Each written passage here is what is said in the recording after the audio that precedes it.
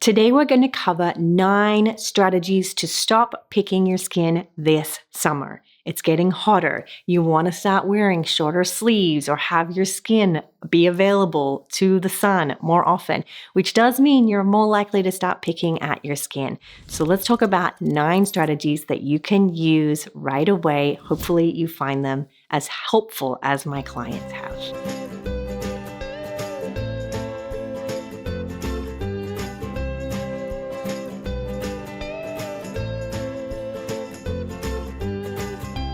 Welcome back. I am so excited to talk with you about 9 strategies and skills that you can use to stop picking your skin this summer. But before we do that, let's just first do a little deep dive into what skin picking is. Clinically, we call it dermatillomania, and it's a kind of body-focused repetitive behavior. Often people with skin picking will pick at their skin, their arms, their lips, their scalp, their nails. There's really no limit to where someone can pick their skin. Some people even pick pubic areas, under their arms, around their genitals. There is, as I said, no off-topic area that people will pick. It's completely normal for people to pick in one or all of these areas. And it's similar to a condition called trichotillomania, which is hair pulling. Again, hair pulling is another type of body-focused repetitive behavior, and people may pick at any area where there is skin on their body. It is important for us to first highlight that skin picking and hair pulling is not self-harm. People who pick their skin aren't trying to hurt themselves. They're also not trying to just get attention. They're not wanting to be damaging their skin or giving their skin abrasions and such. It's just a part of a condition, and we have a little bit of an insight as to why they're doing it. Often, people with skin picking or dermatillomania are skin picking either because they're understimulated or they're bored, or we know they're maybe overstimulated. Maybe they're very anxious. They're feeling hyper-reactive to feeling overwhelmed with either emotions, stimulation, thoughts. And so we do know that people who do this skin picking behavior are more likely to pick either or when they're overstimulated or understimulated. So that's something to think about. And there is a clue there into some of the strategies we're going to use today. So let's get to it. Let's start talking about some of the strategies that you can use to stop picking your skin this summer. Okay, strategy number 1 to help you stop picking your skin this summer is awareness logs. Awareness logs can be so helpful at any stage of recovery. An awareness log is either a piece of paper or a document on your computer or on your phone where you log every time you have an urge to pick your skin and how much you picked your skin, where you picked your skin, how long you engaged in skin picking. And what this does is, number 1, it helps us to really understand to what degree this condition is impacting your life. Secondly, people often report that when they have to document it, they're less likely to engage in the behavior because nobody wants to have to spend all their time logging something they don't want to deal with. So awareness logs can be a very helpful skill at us understanding our own condition, our own symptoms, and in addition, help us with motivation to slowly reduce this behavior. Awareness logs is something we use in a very well-known and researched way of using cognitive behavioral therapy. And the type of therapy is called habit reversal training. It's the specific modality that we use for skin picking and hair pulling, and it is a key component of that cognitive and awareness work. The second strategy you're going to use this summer to help you reduce your skin picking is to keep your hands busy. Now, again, when we're using habit reversal training, we engage in something called a competing response. A competing response is a behavior that competes with the feeling of picking our skin. Now, a competing response might be fiddles. fidget toys. It could be holding a stone or maybe stroking a feather. It could be playing with other fidgets that we have. And the cool news is you can get so many fidgets online these days for a really low price. Or you could easily go to your dollar store, look around for textures that feel beautiful to you, feel soothing to you, or help you with either that understimulation or overstimulation I just talked about. So what we want to look for here is what are the specific tactile experiences that you can use to keep your hands busy. Now, we actually have an online course called BFRB School, which is a specific course for people with hair pulling and skin picking using skills like habit reversal training and cognitive behavioral therapy. And we talk all about the core importance of using competing responses. I often tell my patients and my students to always have a bucket or a basket in the house of different tactile experiences, different tactile, things that you can play with, objects, so that in that moment, if you've identified in your awareness log that you're feeling bored, you can engage in something that stimulates your creativity, stimulates your awareness. However, if you're the opposite and you're feeling overstimulated, you might dig into the basket and find something that's quite soothing. Maybe it's more of like a silly putty or a gel or something that's more soothing for you. So these competing responses are going to be so important for you in getting very clear on what you need in that moment and having it readily available. I often say to my patients and my students, don't just have it in one area of the house, because in that moment, you're still going to want to just pick your skin.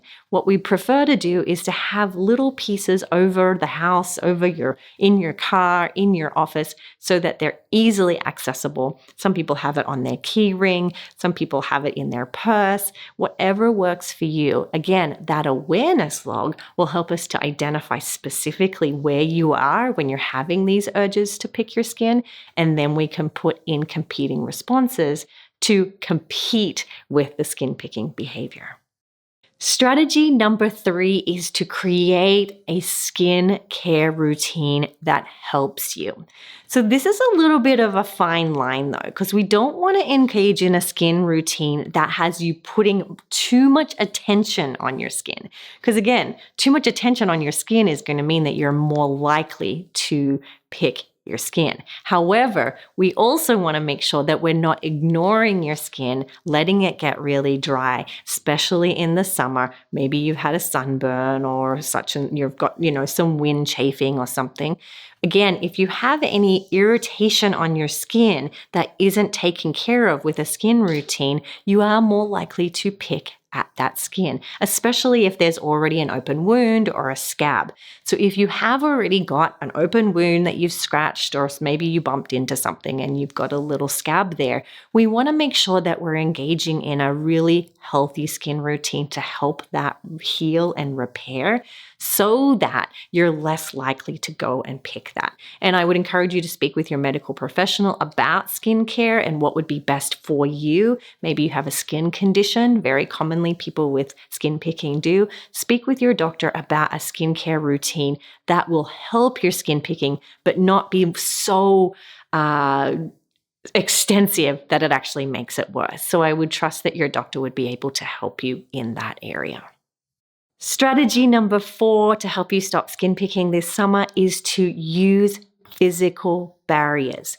Again, going back to the gold standard treatment for skin picking, which is habit reversal training, we use what we call a habit blocker. This is something that blocks you from the habit of picking. And this can involve anything that stops you from being able to touch your skin. A lot of patients and students I have used things like gloves, or they've used Band-Aids to cover an area that they're likely to pick. Maybe in the summer, they may wear longer sleeves, even though it's very hot, because that actually stops them from getting to the area that they pick, that they feel an urge to pick. You may also want to keep your nails really thin or cover your nails. Some people keep nails on, like actual like fake nails on, as a barrier to being able to touch the skin. Maybe it doesn't give them that same tactile feeling of picking when their nails are sort of a medium length.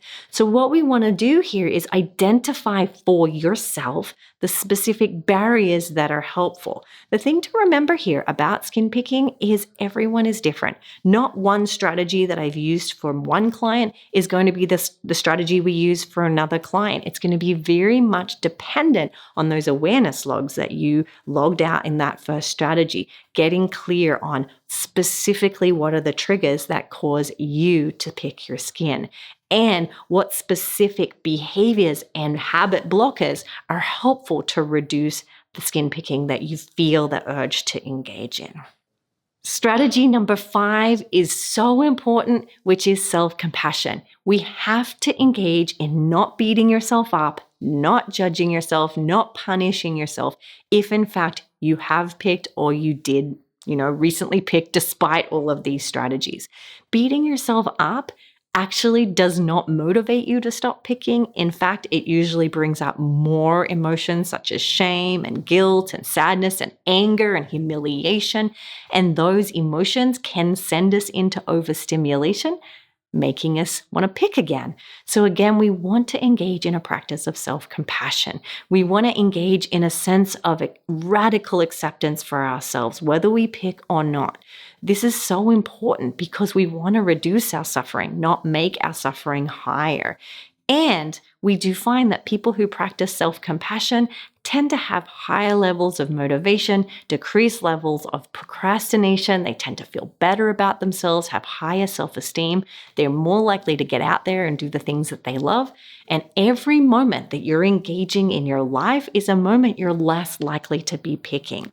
So it's very, very important that you practice a self-compassion, routine, even if it's once a day. Anything is good, better than nothing, and to reduce that self-criticism where you can. Strategy number 6 is to manage stress and anxiety. And I cannot stress this enough. It is so important when it comes to skin picking that we manage our stress. Again, a lot of people pick their skin because it is a way in which they can manage their stress. A lot of people with skin picking say, once they start picking, they can kind of exit out of the reality and go into a trance-like mode where everything kind of disappears and they feel relaxed and they feel in the zone, and it takes away all of the stress. So we can now understand why there is actually an urge and a pull towards picking and pulling, because who really wants to stay in stress and anxiety? Of course, it makes total sense. So the more we can manage our stress using strategies and skills and other tools like cognitive behavioral therapy, the less likely we are to use skin picking as a coping strategy. So when it comes to managing stress, again, the most important thing we're going to do here is what we call cognitive behavioral skills. It's going to be taking a look at our cognitions that might be faulty, leading us to have more anxiety, and also looking at our behaviors and looking at the things that we do that may be actually exacerbating the stress and anxiety that we experience. Now, if you're someone who struggles with anxiety and stress, I strongly encourage you to check out our online course called Overcoming Anxiety and Panic. We go through all of these steps. You can do it from home, and it may help you to sort of, again, get an idea for what might be some of the things that are triggering your stress response, triggering your anxiety response, so that you can manage that, so that then you can move on to manage your skin picking as well. Strategy number 7 is to establish a support system that feels wonderful to your physical body. We want to have a community of people who can support us as we go through these steps. It's not an easy thing to overcome skin picking. And so I really want to encourage you to find a support system, whether that be family or friends. Or you may also go to BFRB.org. They have a whole array of online support groups that you might be interested in looking at to get support so you feel like you're not alone and you feel like you have the support that you need. Another option here is to also look for accountability buddies. Somebody, they mightn't even have skin picking. They might be a loved one, a friend, a parent, a sibling. someone who you can check in with when your urge is really high. A lot of my students have said that it's been very helpful when they have the urge to text somebody and say, I have a strong urge, I'm texting you to let you know. And they may have already set up a plan on what to do. Maybe they jump on a phone call together. They might text each other throughout it to help the person ride that wave of the urge. Or maybe that person might encourage them to say, hey, you told me to remind you of this one thing if you have this urge. So really the importance of a support group can help you, or a support person can help you not only with feeling less alone, not only with beating yourself up, but also putting these strategies into action, especially if you let them know about the strategies. Strategy 8, and we're getting close here, is to stay hydrated and healthy. Now, again, I'm going to encourage you to speak with your medical doctor about this, but I just wanted to mention, because I try to look at you as a holistic, full person, someone who's not just your skin picking, but we want to have a look at things like your health. Take a look at your nutrition. Take a look at your hydration levels. Again, these things can impact our skin. And if, let's say, you're having a lot of a nutrition that's causing a lot of breakouts, and you're someone who's prone to skin picking, those two things together could kind of become a disaster. So you want to speak with your doctor or a professional in that area about specific nutrition, things you may want to avoid, eat, how hydrated you need to stay to keep your skin healthy, to reduce the chances of you wanting to pick and pull. A lot of patients I see, and a lot of students that have come through BFRB School, our online course for skin picking, have reported having skin conditions, acne, certain things that have impacted how much their skin is irritated, how many pimples they're having. Now, I'm not assuming that nutrition and your hydration is the solution to all of that, but I would encourage you to speak with a doctor and just inquire about what you could do to make sure we're addressing those skin conditions. Another thing to know here, and this is like a inside scoop, there are specific over-the-counter medications you can get that have been proven to help with skin picking. I'll leave a link in the show notes for you to take a look, but there is a vitamin, would you say, that's called N-acetyl. I'm going to kill it, so let me say this correctly. N-acetylcysteine. It is an over-the-counter medication that has very few side effects, that has been shown to help with people with skin picking. Now, again, I'm not a doctor. I would strongly encourage you to speak with your doctor about that. But again, I'm trying to give you as many resources today as we can to help you get to the goal that you want. So these are all things that you can take a look at and speak to your doctor about. And here we go, we're up to strategy number 9. Thank you for staying with me. This one is probably the most important, which is to set realistic goals and make sure you track your progress. We want to set realistic goals. I always tell my patients at the beginning of treatment, the goal isn't to completely stop skin picking. Even though PS, most people are coming for that goal.